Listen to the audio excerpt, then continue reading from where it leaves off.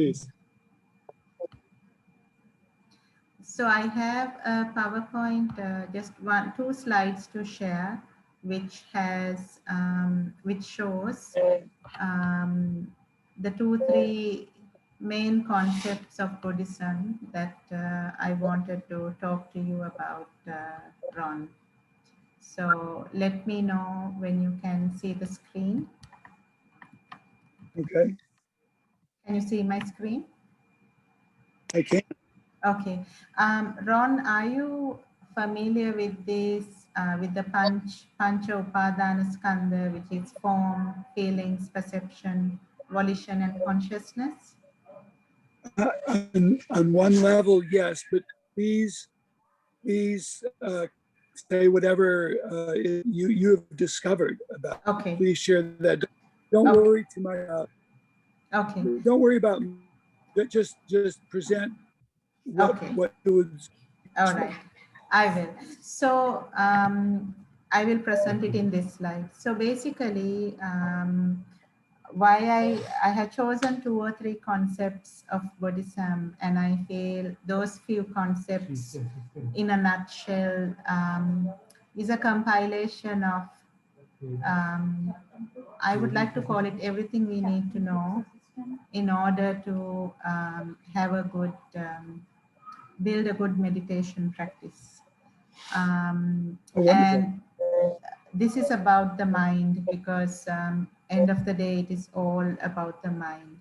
So how the Buddha saw the body and the mind is, he saw form, then at a very basic level, it's like there is form, which is body, and there are 4 elements which make up the mind, which is feelings, perception, volitions, and consciousness.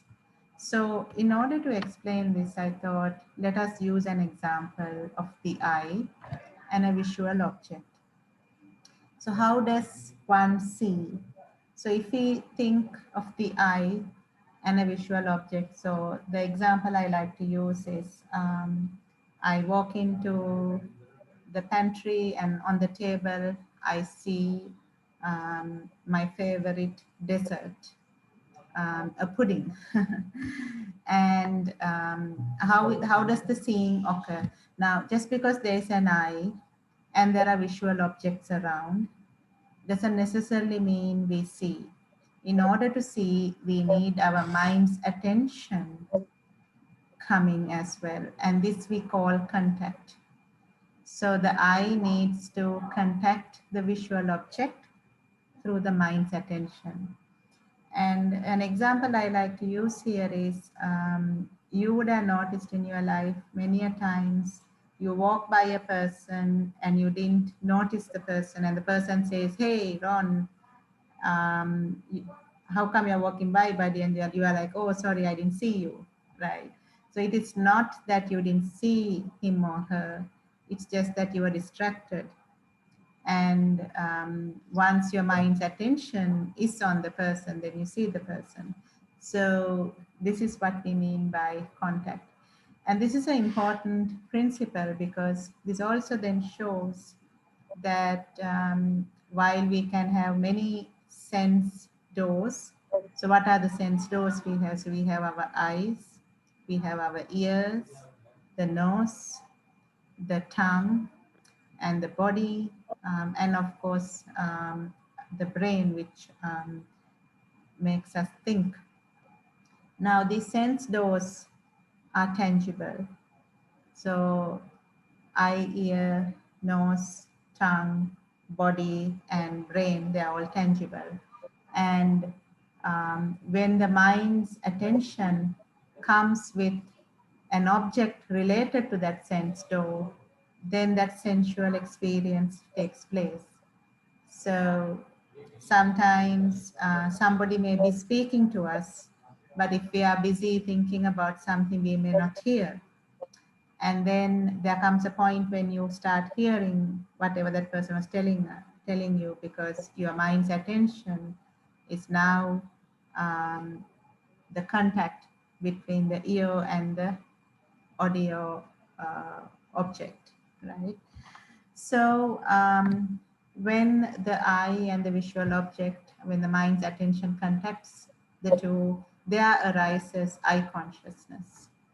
Once eye consciousness arises, the initial reaction, automatic response by the body is neutral feelings arises, right? And then the perception or the labeling comes into place. Now, since the time we were born up to now, every sensual experience, we have a label based on our judgment towards it. So we either like it or we dislike it. And the reason that we like it or dislike it is because of the delusion that there is a me, there is a I, and there are things I like and there are things I dislike. And whatever I like invokes pleasant feelings, and whatever I dislike invokes unpleasant feelings. And based on whether it is pleasant, so if I like something and with the pleasant feelings, the mind, the body, and the words start forming to response to it. So in my previous example, I walk into the pantry and on the table I see my favorite dessert, an ice pudding. And of course, pleasant feelings flood my entire being. And then my mind, body, and words start forming to respond. In my mind, I think, yummy. I live with my parents, so I think, yummy, mom has made pudding. And my body forms to get hold of a dish and a spoon and get quite a large helping of the pudding. And the words get formed to say, hey, mom, thanks for the pudding. Can I have some now? And so that is the response. Now, two things can happen here. It can be that my mom responds and says, yeah, go ahead. And then I actually eat it. And it's really nice. And I want a second helping.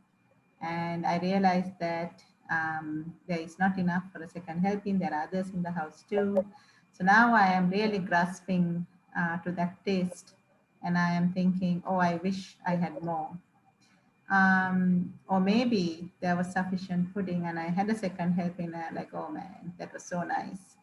I really hope mom will make some more next weekend too. So either ways, if it is something that you really like or you really dislike, there's a lot of grasping and clinging. Many people struggle with the idea that something you dislike, you grasp and you cling. But because it is so unpleasant, because you dislike it so much, you think about it a lot. And it's just the two sides of a coin, grasping and clinging. Now, the whole problem with this is that the initial part of it, the eye gets in contact with the visual object, eye consciousness arises, all these things happen automatically. Now, the perception um, arising because of this deluded thinking that there is a me, there is a I, and everything in this world, in this universe, everything should happen the way I want, when I want, how I want it. Now, none of us actually tell this aloud, but this is what we have unconsciously, that my way or the highway, I want what I want when I want. And similarly, when things are not up to our expectations, the dissatisfaction around it because things are not going the way I want, and then trying to change things to make it go the way I want.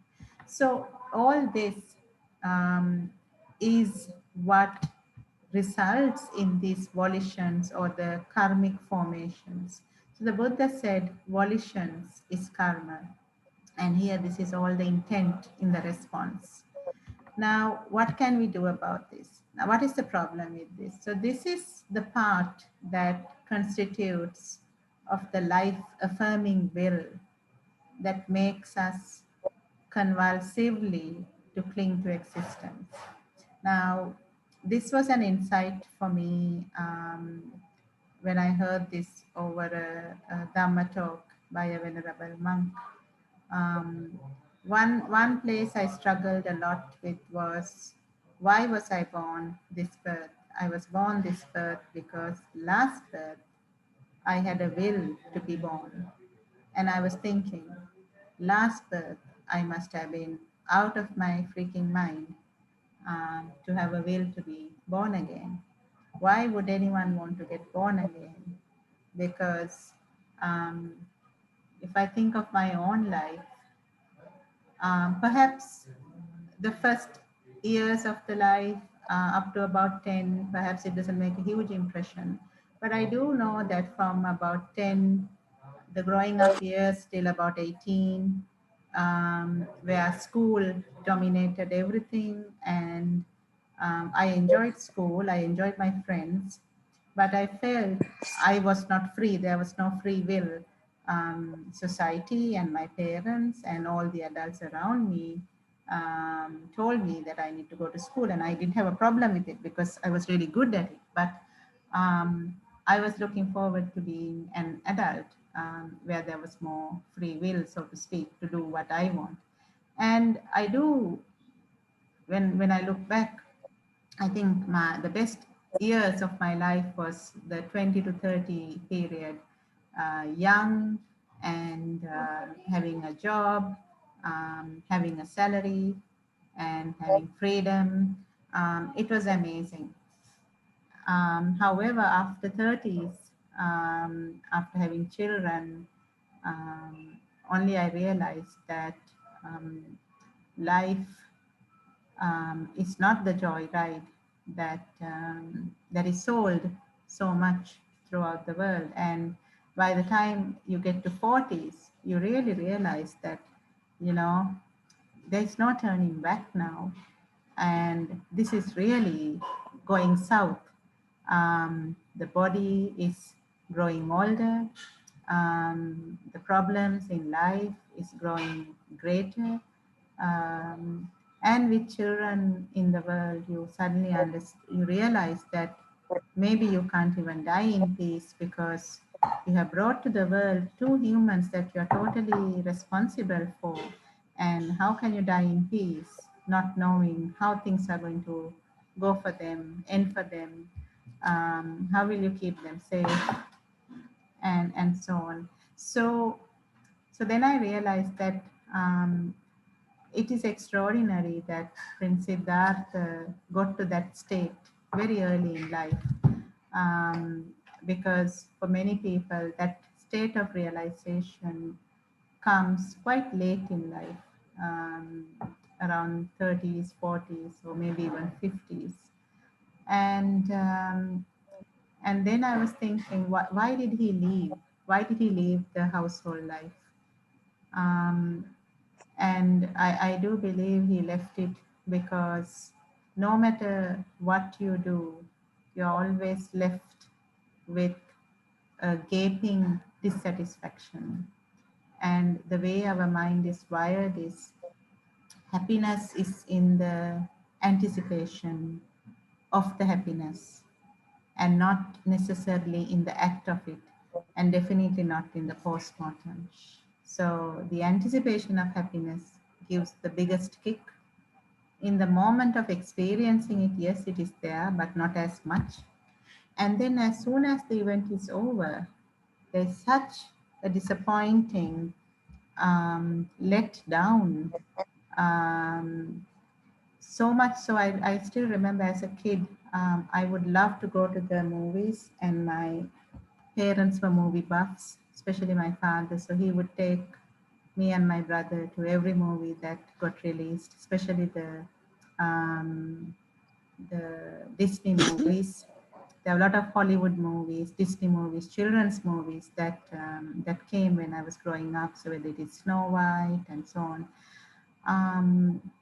I remember when I go to the movies, until the interval, I'm very happy because that's the first half of the movie.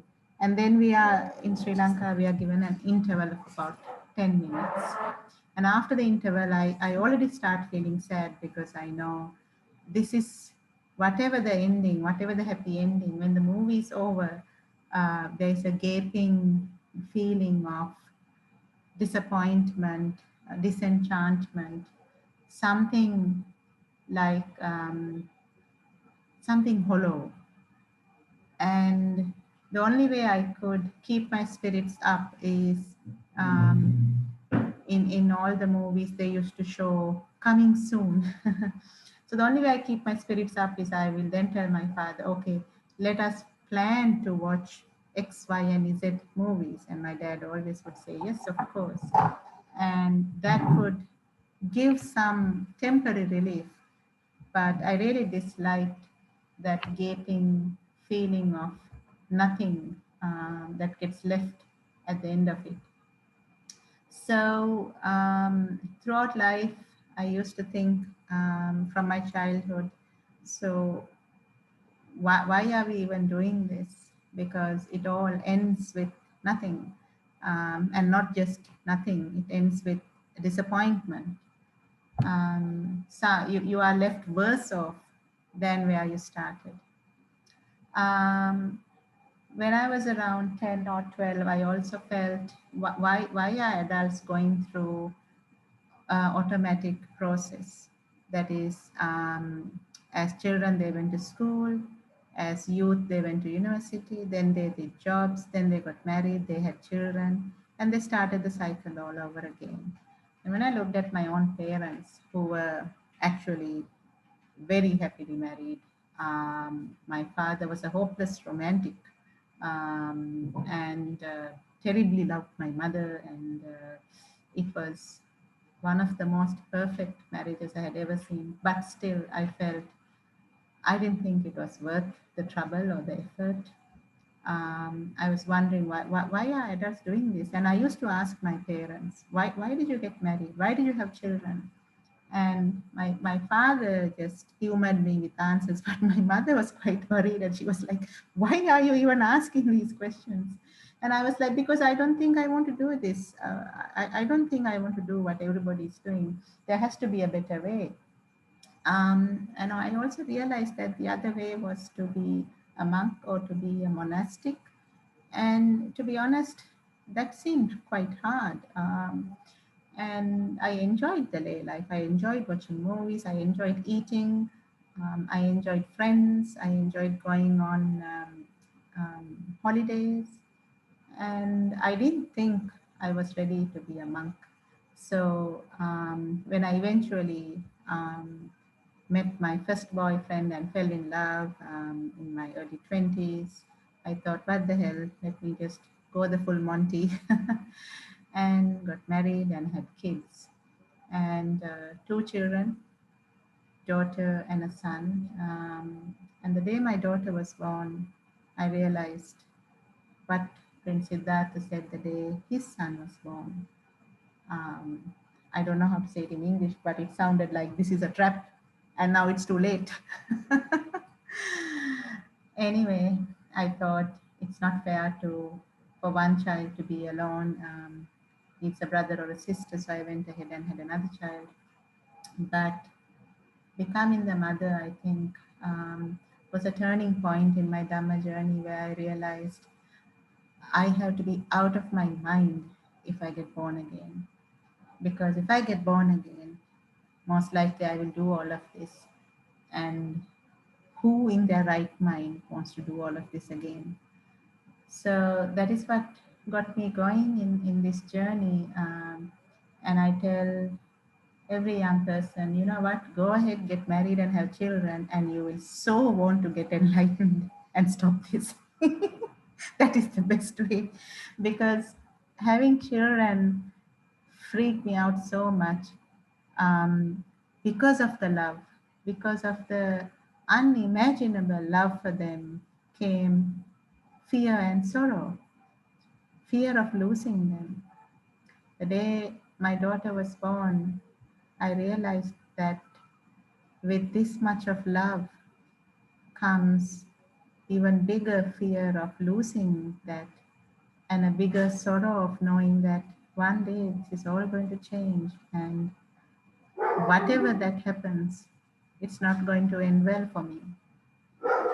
And that feeling is what made me really freak out. And I knew this birth, that's it, I'm done for. There will be never peace. I don't think a mother, I don't know about fathers, honestly. I don't know whether a mother can ever find peace, because you'll be always worried about this, that, or the other about your child. So, and then I thought, okay, I have responsibilities to my husband, to my children, to my parents, to my in-laws. I will do all of that, but I will also do justice to myself and really give it my best shot to end it, this birth, and never ever to be born again, because this is not worth it. Anyway, so what is happening here? So coming back to this process. So the issue is in the perception. Because of the delusion, we don't see the reality or the truth or the Dhamma of the world, the nature of the world, which is everything is changing all the time. If everything is changing all the time, we are adapting to that change all the time. And that is so tiring. That is so, so tiring. And if you take your body, it runs to a factory blueprint. And for a long time in my life, I thought I am in charge of my body. And that disillusion also comes because in the morning I wake up, I go and I wash and I dress and I shower and I eat and I whatever, go to work. And therefore I think that I am controlling my body. Little did I realize that that is just 5%. 95% is running on um, what do you call auto practice, automatic processes, Autopilot. autopilot. It's running on a blueprint that nobody consulted me on the blueprint. That blueprint will decide when I'm going to die, when I'm going to fall sick, which parts of the body will work and which ones will not, when my eyesight will fail me. It's all part of the blueprint when the production happened, and it's running to that blueprint. And there's nothing I can do about it other than just silently observe. And the mind is even worse. The mind has its own mind, so to speak. The mind has its own mind. And I realized this because when I realized that I'm not responsible for some of the thoughts that come to my mind, like think of a thought like jealousy. Why would I want to be jealous? What does it serve me? Why did it come in the first place? And it used to trouble me a lot. Am I a bad person? Because a thought of jealousy came into my mind. But when I read in the Dhamma that thinking, thought patterns are also automatic, I was so relieved. And I'm like, yeah, so who cares what comes? It's not me. Why am I taking responsibility for that? As if I am some really bad person. Let it come and let it go. I didn't invite it, and I'm certainly not, I do not have the ability to invite it. I do not have the ability to make it go away. The only ability I have is to just observe and have nothing to do with it. And that gave me a lot of peace and relief. So non-self, for me, non-self is that you are not in control. It's changing all the time. You are not in control. And how can that give any satisfaction? It can only lead to dissatisfaction. So I realize this life-affirming will is there because I don't see this. I don't see the impermanence. I don't see the non-self. I don't see the dissatisfaction. Therefore, because I don't see that, I think there is a me here. I am in control of my body, of my mind, of my thinking, and therefore there are things I like, and there are those things I like, I will work towards getting more of them. There are things I dislike, and I'll work towards getting them away from me. But if I understand the true nature of the world, then the label will be, everything is impermanent. There's really no big deal here, nothing to get attached to, nothing to get angry with. And therefore, there'll be equanimity, which is everything is just an experience only. There's nothing right or wrong, good or bad. It is just an experience from a moment to moment and nothing else. And therefore, there's nothing to do, just observe from moment to moment. And there's no formations then, there's no response, just observe. And therefore, there's no grasping and clinging. And this is how you get into not clinging to an existence.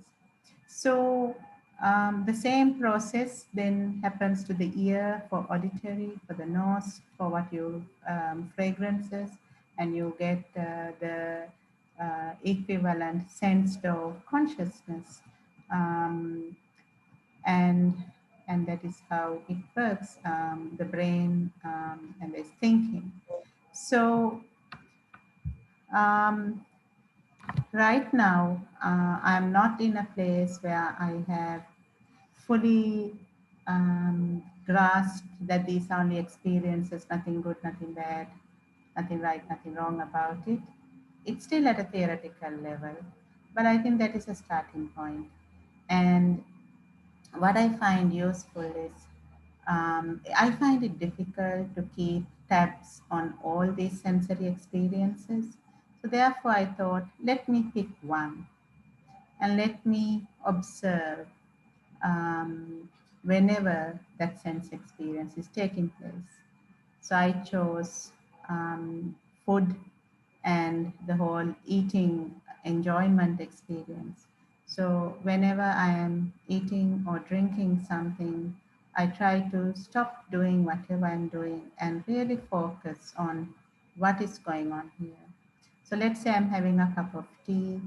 I will try to even close my eyes and really focus on the sensory experience of having a tea.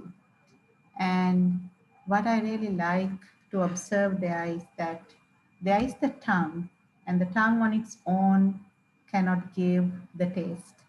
There is the cup of tea, and the cup of tea on its own cannot give the taste.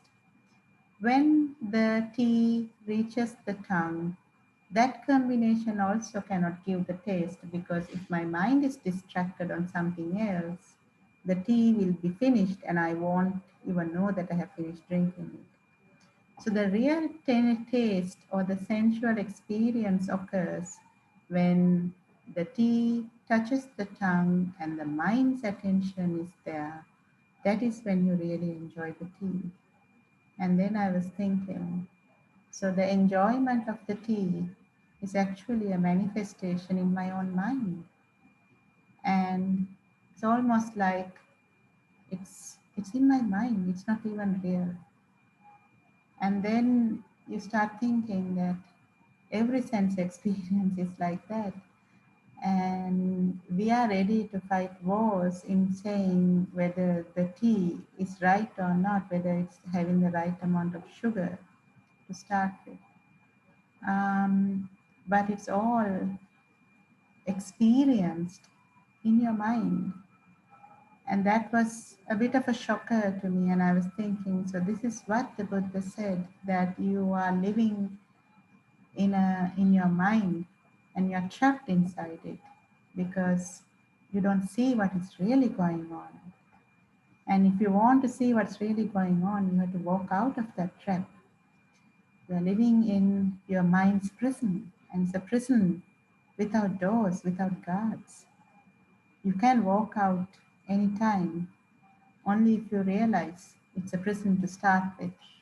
So I find that interesting, and I like to think that way whenever I am eating or drinking. And whenever I'm not eating or drinking, the rest of the time, I am honestly, I am back to being a regular human, flowing, free flowing, letting things flow, just blindly reacting based on likes and dislikes.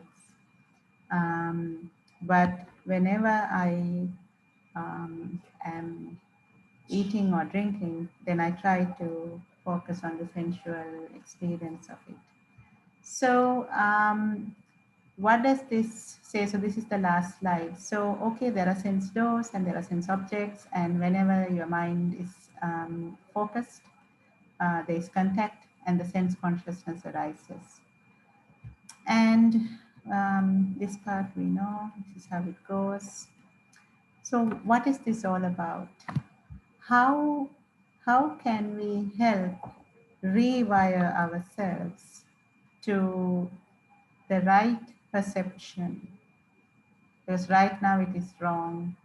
It is wrong because there's delusion that believes there's a permanent entity here, me, myself, I, and therefore there are things I like and things I dislike, and you're trying to control the whole circus. But through the morality and samadhi, sila samadhi and prajna, and the Noble Eightfold Path, you can actually overcome this. And how is that? The first thing is be disciplined. Be disciplined in not overindulging the senses. Now, I find this very hard because I get a real kick in overindulging the senses, whether it is eating. I am a movie buff still. I love watching stuff, and now I don't need to go to the movie hall. I watch everything I want to watch on my laptop through whether it is Netflix or whether it is countless other TV series and episodes just available on the internet. So I realized that you need discipline in slowly and surely getting out of these addictions. And these are addictions: addiction to sugary things, addictions to spicy things, addictions to music, addictions to movies and everything. So that is where morality comes in how you conduct yourself and watching your mind and your body and your words. And of course, to use the effort instead in observing what is going on, in observing why these desires are rising, where is the grasping and the clinging taking place, and using that experience to gain insight on the reality of the world, what is really happening out there. So when I think of food, I'm thinking, this food, the sensual experience is as long as the taste buds are delighted. But the moment you swallow it, from that point onwards, there's the acids working on it and the various transformations. And no matter how beautiful and wonderful that food was, the next day, 24 hours later, it gets flushed. And that is the transformation of that food. And when you think of it like that, you're like, was that worth it? Was those calories worth it in the first place? And on top of it, if you got what you're looking for, that is still at least a consolation. And invariably, I never get what I look for because the portion size is always too small and I always want more. My dad and I have a standard joke that it's like Oliver Twist, always wanting more, never having enough. So, so this is what I feel Buddhism in a nutshell. That is, this is how the process works. We are sensual beings, and our natural wiring is for sensual experiences and sensual gratifications. By experience, we know that it never ends well. It's left you feeling totally disenchanted and dissatisfied. And we blindly want more. And another interesting insight I had is whenever we are not in any of these sensual experiences, and when you are not doing anything, that is a very that is not a great state. If you try to just sit and do nothing, many people find it very difficult. Many people find it uncomfortable. I have had friends tell me that it's so uncomfortable that they think of what to do next, and they will do just do stuff, just do stuff, because to not to do is so uncomfortable. And I understand what they're saying, because that is why we enjoy these distractions so much. Kids love to play games, adults like to go on social media. YouTube is so popular because everybody is looking for a distraction, because to not be distracted is uncomfortable. Then you have to face the truth of the world, which is there's a lot of uncomfortable discontent in the bare experience of living. And whenever I find myself face to face with this discomfort, I tell myself, before I happily distract myself, just spend a few minutes here, just observe what is so bad about it. It's just another experience. And can I just observe it as just another experience? So let me pause there. Ron, this is what I wanted to share with you. Yes, I did. You said there were two things that might be particularly useful. Mm-hmm. Well, of the different many things that you pointed to, were there particular ones that you thought might be particularly supportive Yes. or useful for? Yes, yes. So what I do is, what I advise everybody is, out of the sense doors, pick the one that you indulge the most in. For me, it is food. And just spend a few minutes just observing, right? Just spend a few minutes just observing what is really happening in this sense experience. What is really happening here?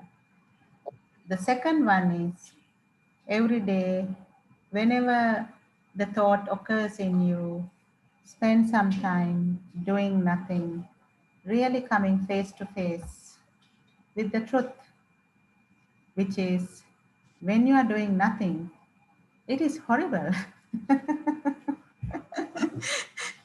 Because we are distracting ourselves rather than facing the truth of doing nothing. And when you have nothing to do, there's something empty.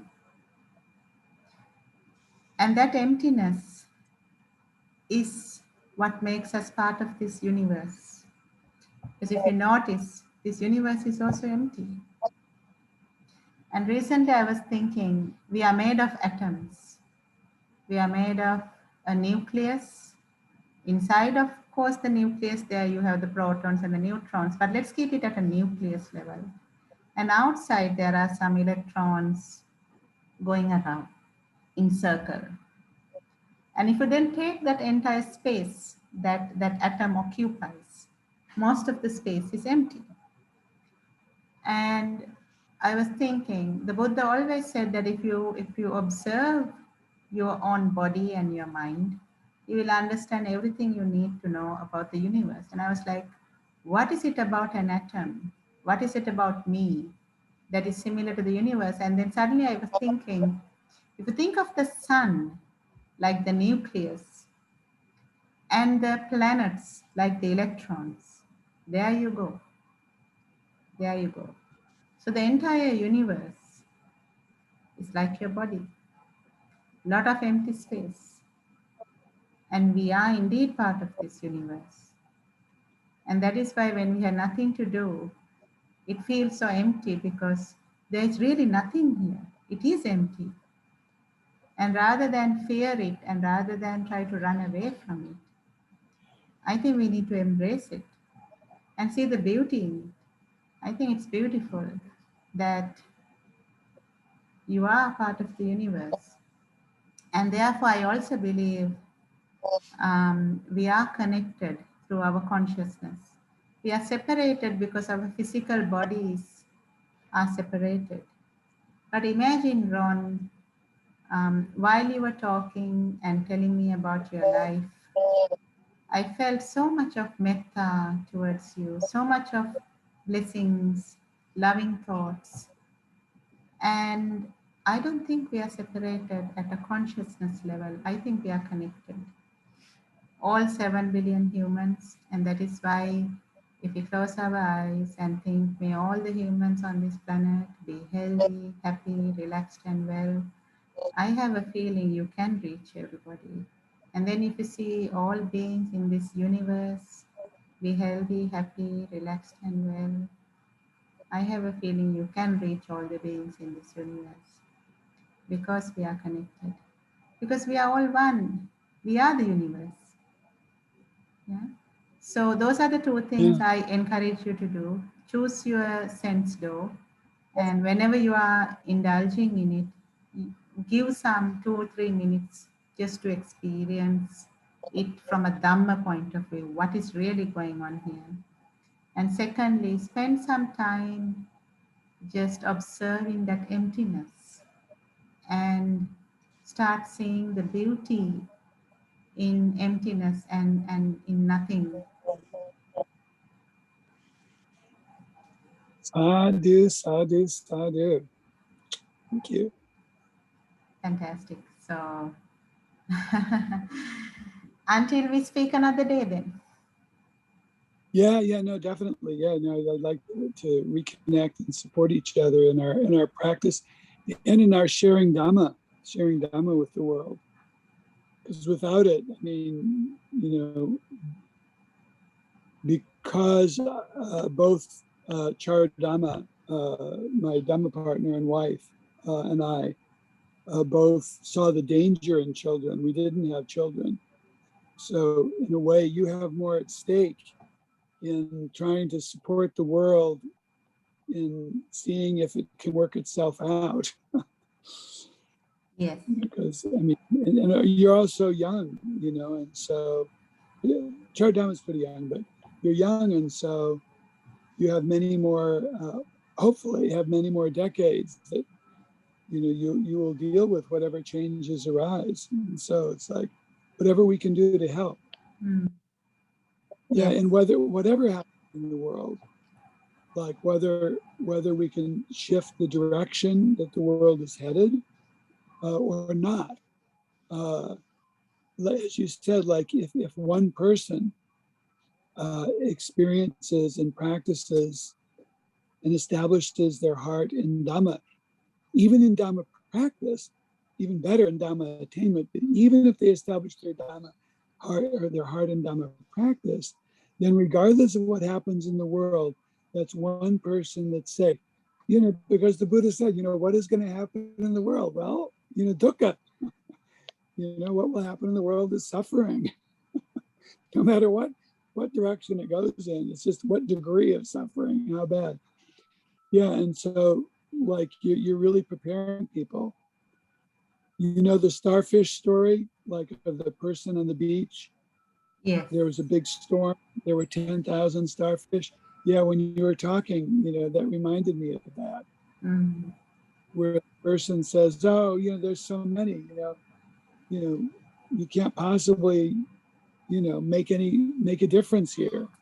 And he picked up the starfish and he said, "For this one, it does." Yes. Yeah. Lovely. So for each person that you touch, for each person that's able to look at what you're pointing to actually look for themselves and see the Dhamma that you're pointing to. And then, like I said, that makes a difference. So really, sadhu, sadhu, sadhu. Yeah, and I'd love to support you. I'll send you the link to the 100 Hours website. There's a 30-minute video on there of the training that we did, in South Africa. And the fundamental, like the most important message in the 100 Hours training, the core message is basically the first two verses of the Dhammapada. And you said it, like mind. Mind is the forerunner of all conditioned things. You know, by mind they are created, by mind they are made. Mind is the forerunner, the maker, and the chief. He said three different aspects of the role and the power of mind. And each one is like, if we realize that, it's like, whoa. And then the second principle in the 100 Hours is that within our own hearts and minds, nobody wants to have an enemy. No one wants to have someone out there that's out to harm our family, or to harm our children, or to harm us, or to steal from us, or to kill us.